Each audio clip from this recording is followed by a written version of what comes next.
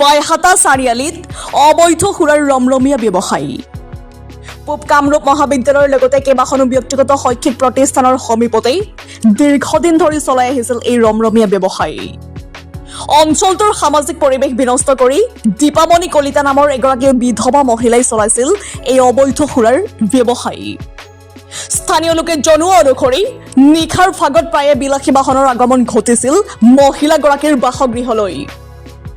যোৱা নিশাও AS01SC 5424 number এখন এল্টো বাহন আহিছিল মহিলাগৰাকীৰ বাসগৃহলৈ। স্থানীয় লোকে এল্টো বাহনখনৰ কেইবা কাৰ্টুন সুৰাৰ বটল প্ৰত্যক্ষ কৰাত ততাতৈয়াকৈ বাইহাটা চাৰিআলি আৰক্ষীক খবৰ দিয়ে। আৰক্ষী উপস্থিত হৈ বাহনখন জব্দ কৰাৰ লগতে বাহনখনৰ চালক দীপামণি কলিতা আৰু তেওঁৰ পুত্ৰক আটক কৰে।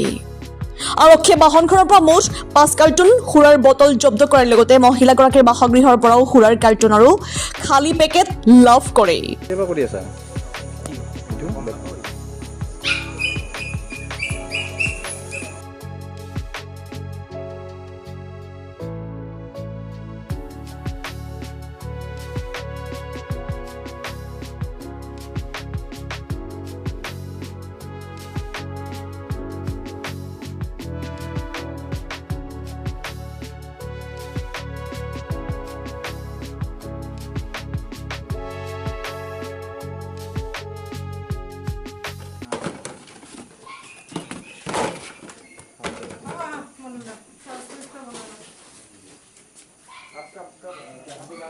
এই পৰিৱেশটো নষ্ট কৰিছে। আমি অলপ লক্ষ্য কৰি আছোঁ, লক্ষ্যত আজি হঠাৎ পৰি গ'ল ৰাস্তাটোতে, এনেকুৱা আৰু।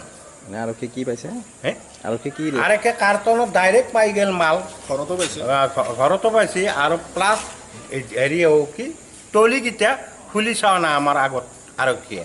টলিকেইটা লৈ গ'ল, গাড়ীখনত গোটেই বস্তু লৈ গ'ল আৰু মাইকীজনীকো লৈ গ'ল। প্লাছ গাড়ীখনত আছিল 3জন, ড্ৰাইভাৰৰ সৈতে 3জন মিয়া সম্প্ৰদায়ৰ। তাৰমানে 2জন পলাল, ড্ৰাইভাৰজন ধৰি ৰাখিলোঁ, সেইটো আৰু। তাৰপিছত থানাই লৈয়ে গ'ল। মহিলাগৰাকীৰ নাম কি? মহিলাগৰাকীৰ নাম দীপামণি কলিতা। আৰক্ষী নিয়ে হে আৰক্ষী তাইৰ নাম দীপামণি কলিতা।